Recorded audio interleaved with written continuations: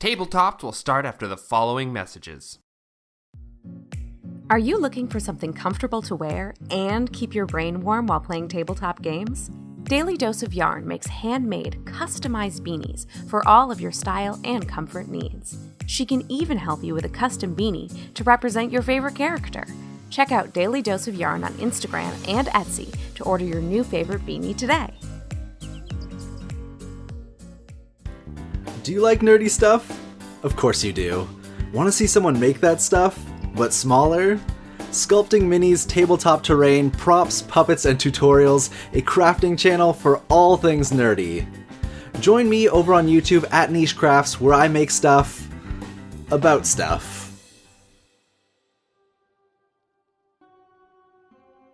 Welcome to Auria, a country that is renowned for research and progress. A country that prides itself on its advancements and achievements, that opens doors to futures that would otherwise remain closed to its populace of diverse and charming people. However, some say that some doors may be better left unopened. When four strangers encounter a rogue automaton, they unknowingly begin to unravel tightly kept secrets about their worlds. Armed with little true knowledge, but unfathomable curiosity, these four strangers reach out into the unknown. But will they come back from this perilous journey holding the truth? Or will they be holding on to the reality they think they know? Join Ivy, Varys, Alara, and Ziva as they dig into the secrets of Auria and what lies beyond the edge. We are the Rainbow Dice Club, a 5e actual play podcast. Follow us on Twitter, Instagram, and TikTok at Rainbow Dice Club to keep up with all our adventures.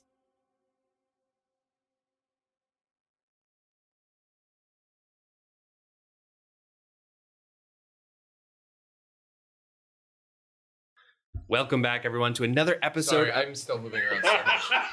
No, I can't be moving around this much, man. I keep hitting the fucking bottom legs. I was helping you. You didn't say you were ready. Right. I was clearly still moving around. That's right. This is your fault.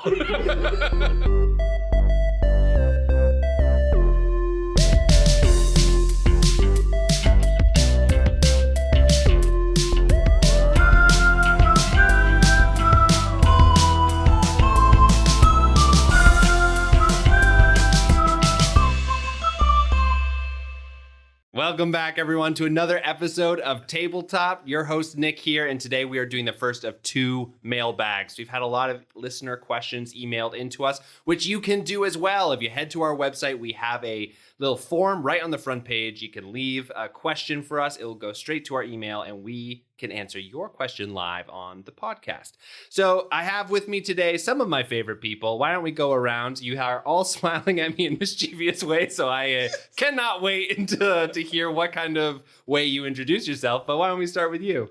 Well, I'm not going to have anything to follow that up with. I'm just regular Daniel. Great. Regular Daniel. Who's next to you, regular Daniel? It's me, Franco. All right. And over here? Hi, I'm Shade, and you can do that website as www.tabletopppod.com. Wow, what a you don't great... even need the www, in fact. I don't know why I said that. HTTPS // If you do not put the backslashes, you will go to a porn site.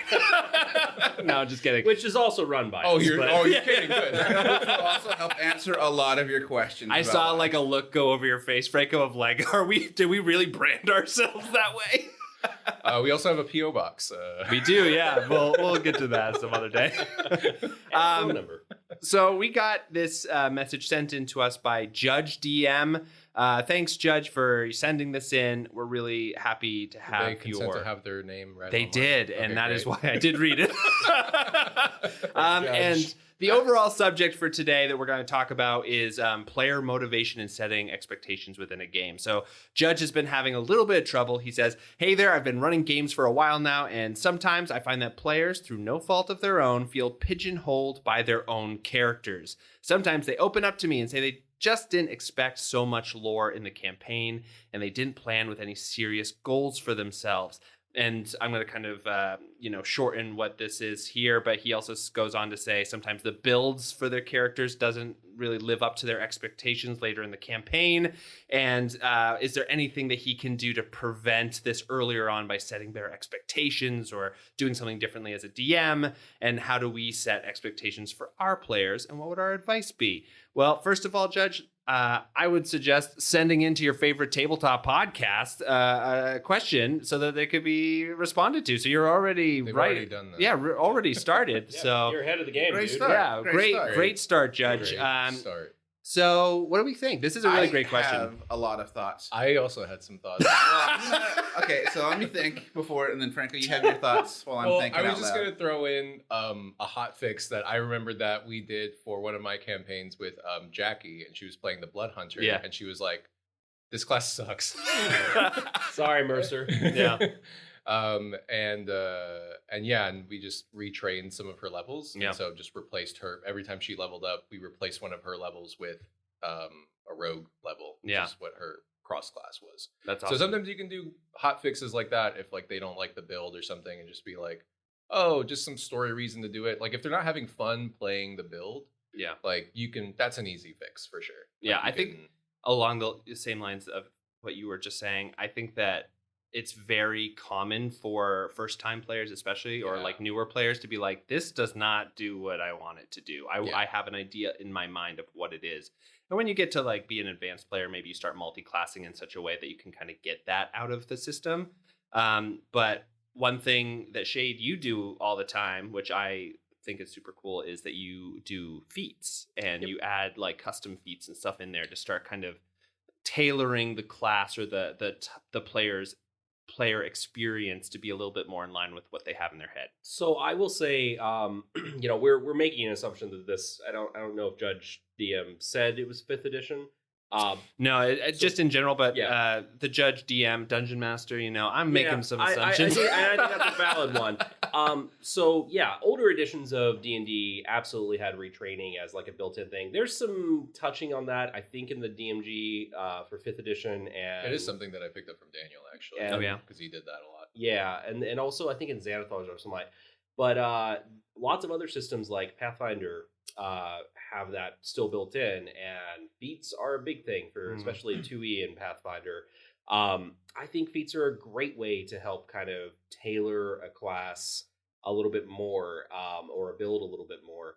But I'm also just very much of the opinion, hey, let them retrain it. Just let them switch things over. It's not the end of the world. We've done it for Daniel too.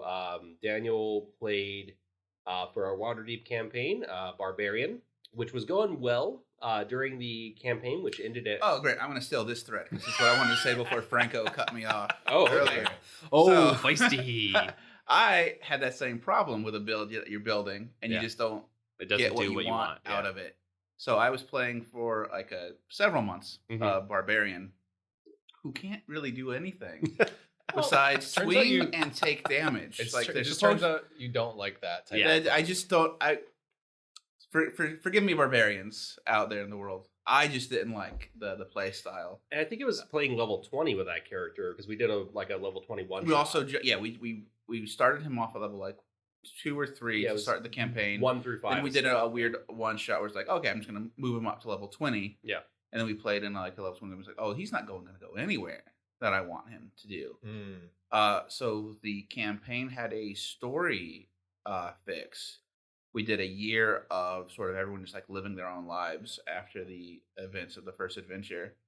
And during that year, we were just like, okay, well, Valen is a cleric now. Yeah. So it's like, if you're really doing something that they don't like, but you want to just keep the character and continuity, just let them rebuild it from scratch. There's really no reason not to hold like levels and stuff like that. That's what I was going to say as well, is that unless within your campaign that they are known as the Barbarian or whatever, and even in that case, you can still probably like make a barbarian people grow feel, and develop in life. You can change your nicknames. Yeah, you can change your nicknames, and you can also change the the class that is played to be considered something else within the lore of your campaign or whatever. It doesn't really matter. And to your point about feats, I gave Valen a special feat. The rage feat. Yeah, to keep so- the one thing he needed for his like story right. intact. And it's like a reduced version of rage, Right. but it still kind of gives you that vibe and feel. Yeah. So what we've been talking about so far is just about making, hot patches to hotfix to all already played characters that just aren't playing the way that a player wants them to feel. But what about the other side of this, which in the question was, I just didn't build this character to be within this campaign like this, or I'm having trouble perpetuating this character. I feel like, to beat a dead horse, this is a session 0 fix. So you, when you're making characters, It's too late, Daniel. It's too late. It's too late. They're already in the campaign. Well, Already in certainly- Yeah, session but 1 like the expectations are set, and if you're making a character based on the information given, there's that to do. Yeah, so let's make sure we're covering that ground before we move. Yeah, on totally. to- I agree. I think that the more work you do on the front end when it comes to player expectations and things like that, the easier it's going to be. Make sure that they want to play the campaign that you're going to play, thematically, and then also give them enough that they can tie into the story in a meaningful way. For sure. But but it's still going to happen. And I think that Judge DM did say that they've tried to put forward enough preparation. Yeah, but sometimes it just doesn't work out. Yeah. And happens all the time. all the time. I mean, and I think that you shouldn't be precious with your characters in that case. If you're not interested in, okay, I thought I really wanted to play this gregarious bard who was just really bubbly and chatty and things like that, and that was some bad audio because my phone bounced for some reason. Sorry about that, folks. it's because you hit it. Yeah, I hit it. It's I because hit you it. punched I hit it with your I punched fist. my phone because I talk with my hands like a monster. Anyway, you're going to have that moment where, hey, I thought I wanted this. It fit within the campaign pretty well, but it turns out that this is not really the campaign's evolved where it's not social. We had said that this was going to be an RP heavy campaign, and there is that, but there's a lot more combat than I think I was prepared for going in, and that's just a natural evolution. So what do you do there?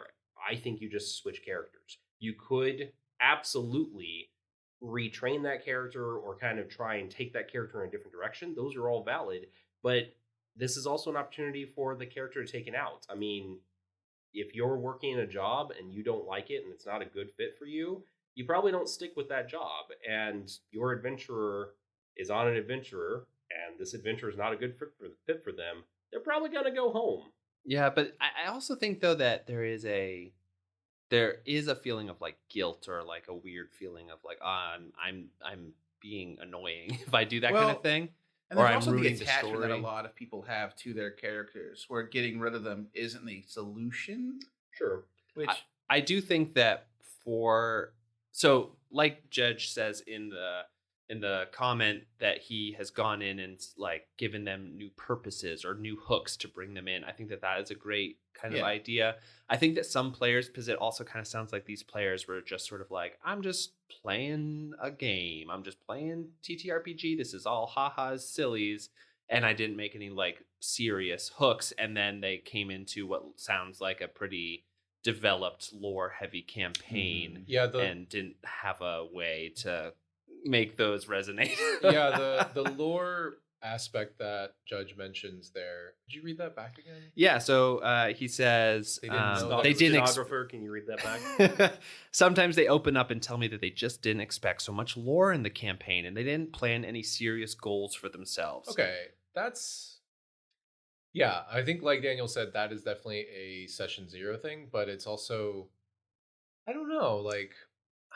There's like a this is like a personal responsibility corner. Yeah. I don't You're know. a bootstraps man. No, but like, yeah, like you I think like having a conversation and like kind of working with them to be like, okay, well, like what kind of thing would you be interested in? And like giving them like 3 to 7 ideas of what that could be. Yeah. 'Cause that's how many. yeah, that's- because I was thinking the yeah. same thing. Like DM player brainstorming session. Yeah, Would probably yeah. be called in and do some rewriting if you're the DM to like, make some things change and And fit. treat it collaboratively. Yeah. Treat that space as collaborative and welcoming, because there maybe this, if this player is saying like, I didn't expect so much lore, I'm assuming that they might be like a little newer, and maybe the idea of collaborating with the dungeon master isn't something that like came to their mind, But like that's definitely a big part of Dungeons and Dragons. I think too, on the like flip side of that, the collaboration spectrum, I guess, is that it sounds like they came in,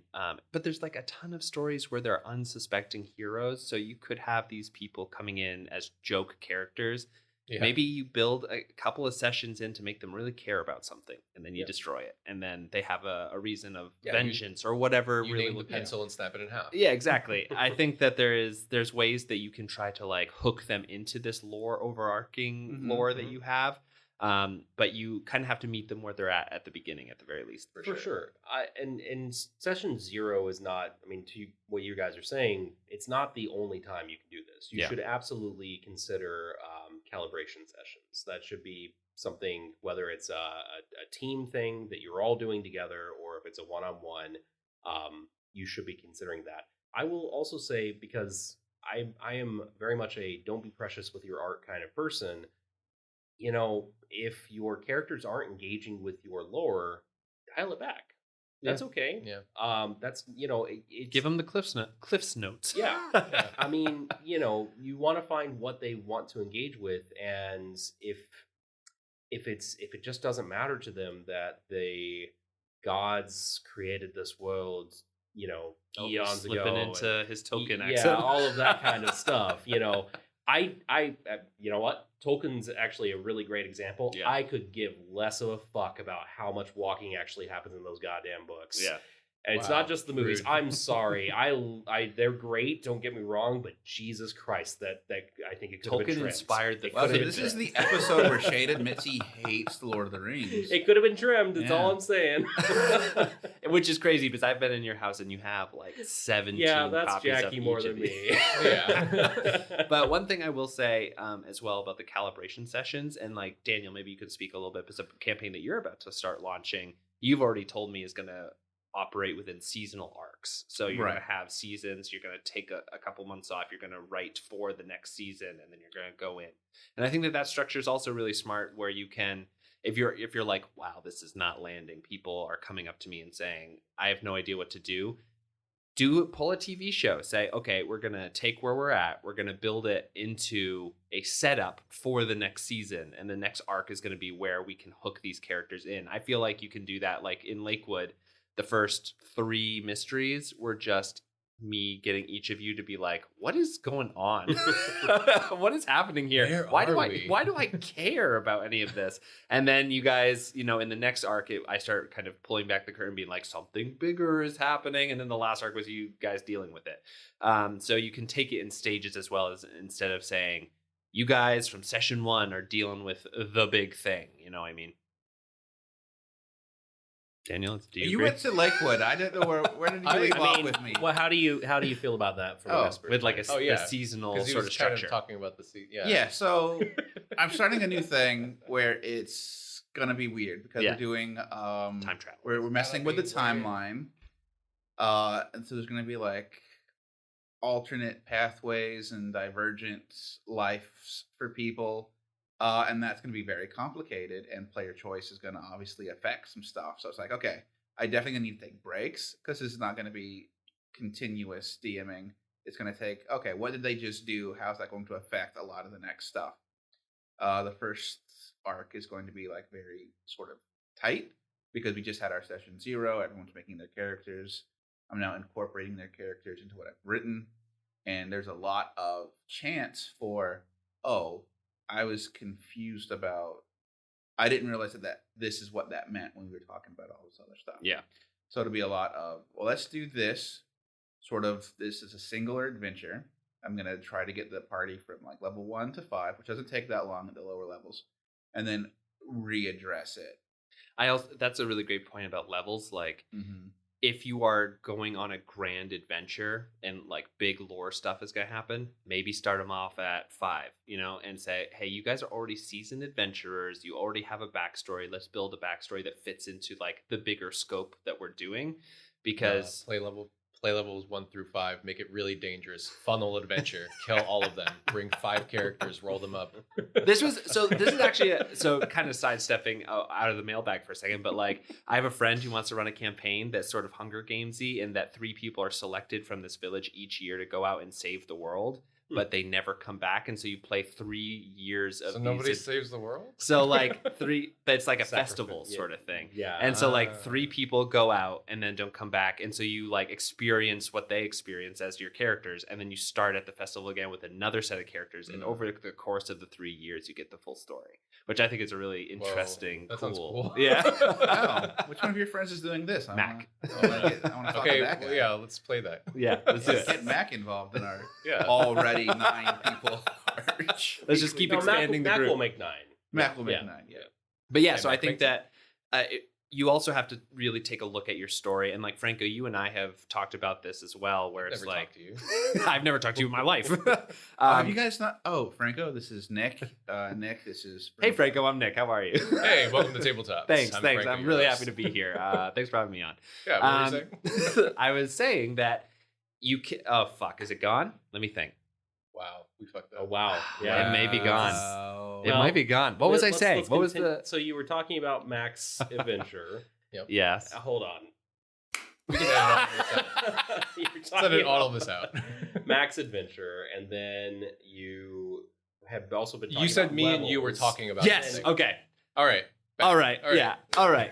I got it here. All right. Here it is. We're gonna definitely do We're it. definitely going to edit all of that out because I hated that.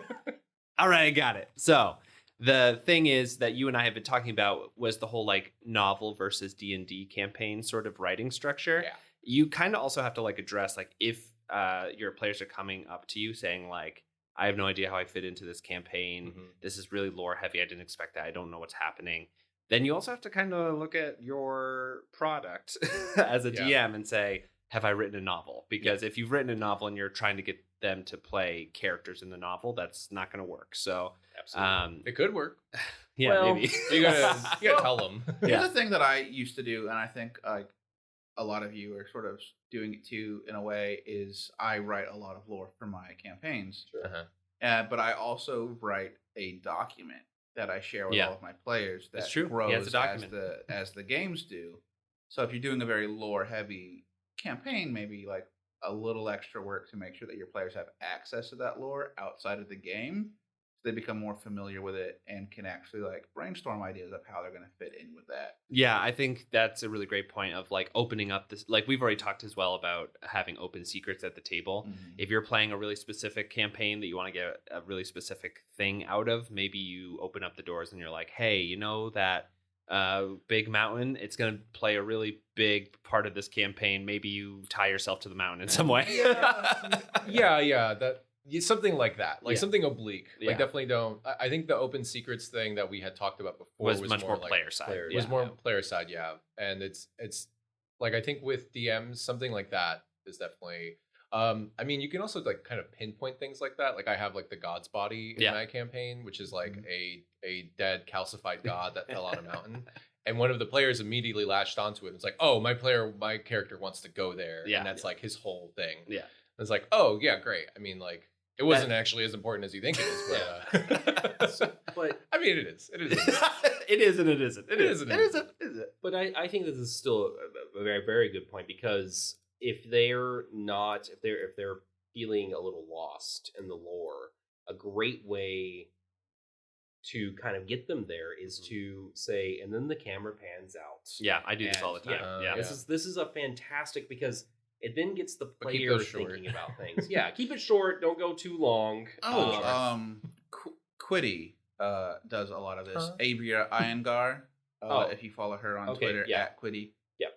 And her Dimension 20 and other things, she always does the pan out Yes. to sort of give the players the bigger view of like, you know this as players, but your characters are in the dark. But Yep. this will help you form attachments and make decisions. Yeah, I think that it's such an underutilized tool, especially as we have been trained in our culture to think visually through TV and movies, and it's a shared cinematic language. And if you just learn a couple of things about it, like pan, zoom, whatever, it doesn't have to be anything crazy, and then you start kind of implementing those a little bit, the people at the table are gonna be like, oh, I know what's happening. I would definitely use those sparingly personally. Like that's not like it's not something that I do a lot, because I typically want my campaigns to be more player driven. Like I want the players to tell me what they want to do. Yeah. And like that God's Body thing that I was talking about, like they don't have a narrative for that game, that campaign at all.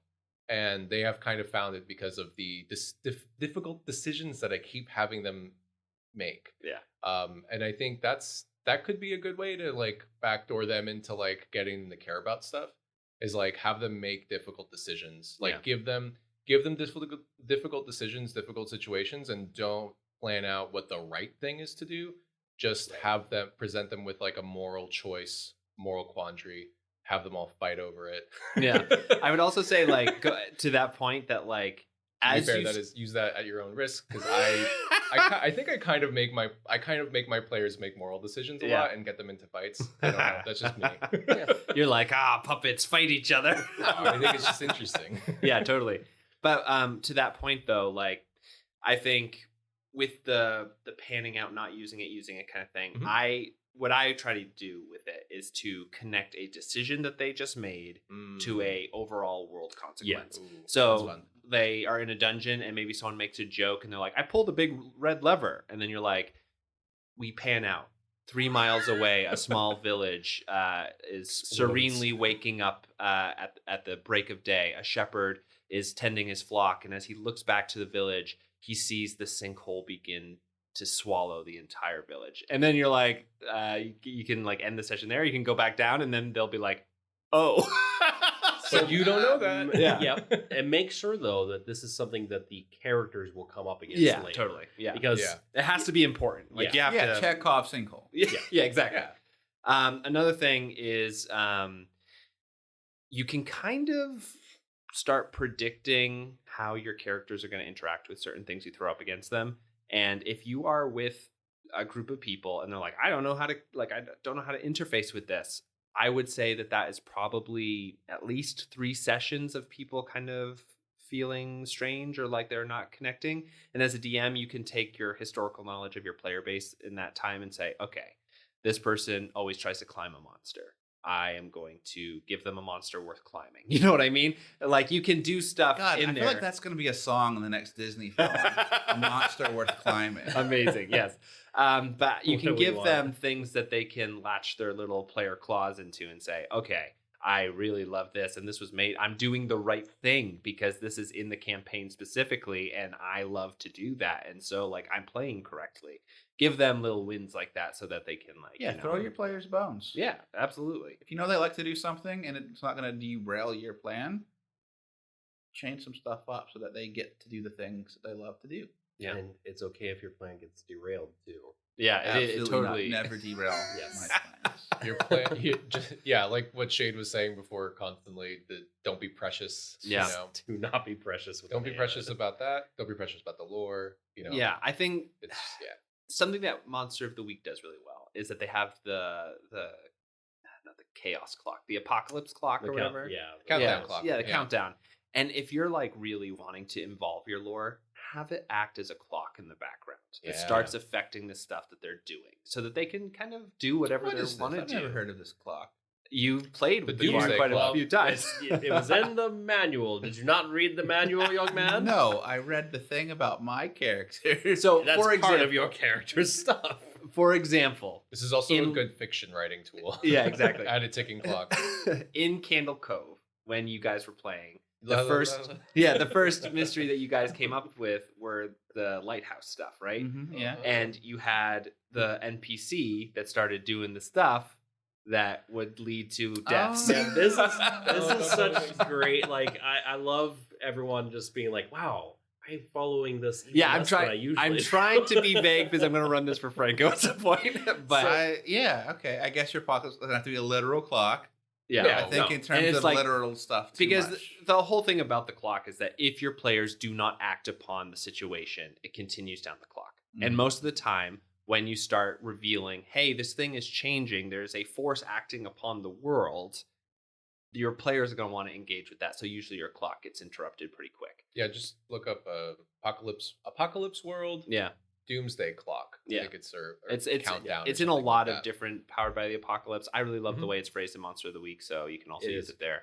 But yeah, that's another great way to engage them, because you can be like, disaster is coming, disaster is coming. Yeah, and it's like, you don't have to be too. The nice thing about the Doomsday Clock is that it has like at every stage it kind of describes like it's just like a one-liner. Yeah. Like just make it a one-liner. Like think about your lore, think about the things that could happen, think about the big bads that are doing things, or even like cataclysmic events that could happen down the horizon. Yeah. And then you can list out every step until that goal. Like it could even be as small as just like bandits start like showing up in town and like stealing caravans or whatever. And then the Doomsday event is like the Bandit King has like invaded the town and taken it over. Yeah, it doesn't have to be truly apocalyptic. It can be big stakes, small term, I guess. I don't know. Small scale. There we go. Yeah. But yeah, like, so for example, using the bandits, I think that's such a good example. You can say a battle between two feuding lords ends in a stalemate with two encampments with low rations. That's the first part of the countdown clock. The second part, if no one acts upon that situation, is deserters begin like leaving the encampments and taking up stations upon the roads in and out of this region, trying to earn money as bandits. Oh, and a great example from classical literature. Okay, hit us I'll with throw it. this in there. Yeah. Romeo and Juliet. Yeah. When Juliet's mom decides, oh, you're going to marry someone else. Boom, countdown clock. Apocalypse clock. Yeah. You got to figure this shit out before she walks down the aisle and marries a second man. Yeah. You know, and another good thing to add to these doomsday scenarios too is like, and a good way to loop your characters in and like make them care is like the next step of that doomsday clock could be like bandits start kidnapping people you care about. Yeah. Yeah, totally. So all in all, I think that we've addressed sort of the mechanical part of this. You can always hot fix a player build by either letting them respec or by adding custom feats or custom weapons or whatever. You can homebrew something in there that allows them to play the way they want to play and not make it game breaky.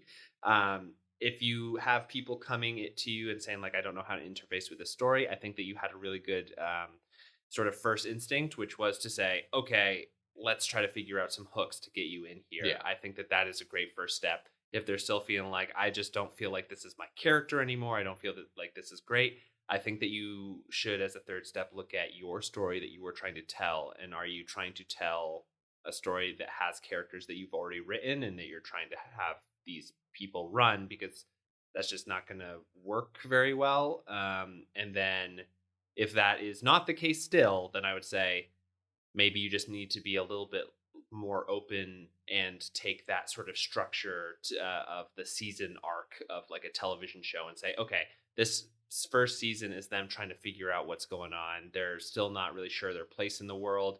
Really lean into that and then hit them with a cliffhanger at the end, which involves their characters into your overall lore.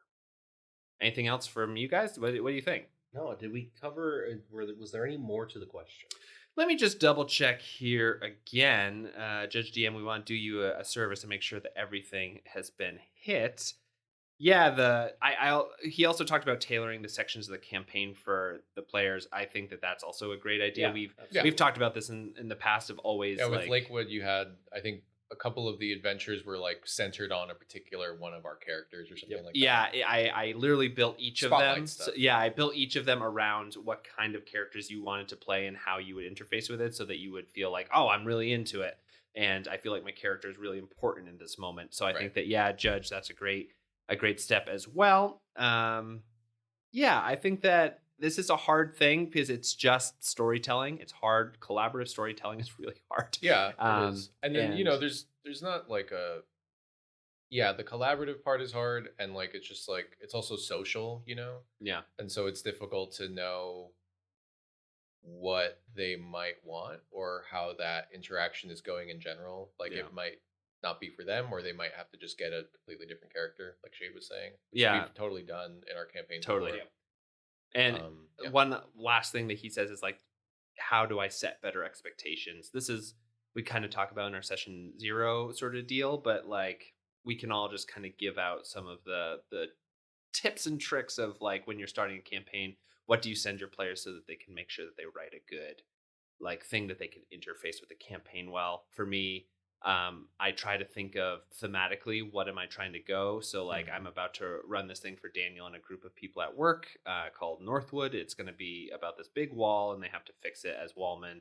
But I was like, hey, wallmen are like the lowest caste of the society. They are criminals. They are super poor and trying, because it is like the only living wage is given like the Night to Watch. yeah basically yeah, and kind of give them that feeling and say, so when you're building your characters, remember that nobody that is, you know, in upper caste of society is going to take this job. This is not something culturally that they do. And so then they can build that into their character, why that they're there. I'm also playing around with the idea of sending out a prison sentencing guideline of like how much the wall pays for people. See like how, like what is the amount of money that they are accepting to take this dangerous work if they're just like very destitute. What kind of sentence that they are transferring over into being a wallman instead of going to like prison or whatever. And so they are able to kind of take all of this in mind and sort of build a mentality for their character going into, you know, the world. What about the rest of you? Do you guys have anything that you're... Well, a couple of things that I like to hit up on if I'm starting something or like pivoting in the middle of something is to ask like, give me like 3 things that your character wants to do. Yeah. Give me Wants something. and needs. What are like, and then also like, what is like a monster that you've always wanted to encounter or face? And then you could take like, if you have a big group, you now have options to build. So let your players also set expectations for you, the DM. Yeah, that's very true. Is that you can set expectations for your players, but having coming back what they want to do, because if they're like, I'm really into like a campaign that's built around a pun, and then you're like, oh, very different than, you know, the serious masterwork that maybe you've been creating in your basement for a while. Yeah. Any other questions or comments? I mean, I just, you always want to have your players know why they're going on an adventure, which I think we've already covered more or less. But if in old school D&D, like 1st and 2nd edition, Gygax was constantly making sure it was a idea that they're never have a cache of money. Yeah. That because that was the primary goal of adventuring. That was a primary principle. So taking away the money was important for the DM to be doing constantly. That's not the goal anymore, but you still need to find that. Did Cowboy Bebop get written by Gary Gygax? Yes, famously. That's actually such a good point. Is like find out why they are adventuring, and then make sure that they never get what they want. Yeah, they should. I mean, I literally we just did a session 0 4 days ago. I don't know how long. And I specifically asked each one of you, why is your character getting on this ship to go travel because it's kind of like a Spelljammer thing. Why are they doing this? Why are they abandoning their life to go do this? Yeah. And, you know, we got some very basic answers, and we'll work off of that going forward. But on top of that, you know, this is a rotating DM game is what we're starting up. So I have a character as well, and I literally said, my character will never find this thing that he is looking for. That is the core principle of this character. Yeah.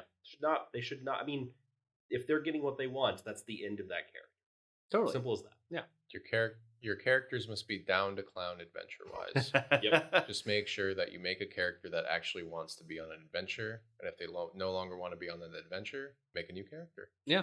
And Franco, one thing that you sort of have been really advocating in some of your game system making is the old school revival philosophy of these characters are made to die.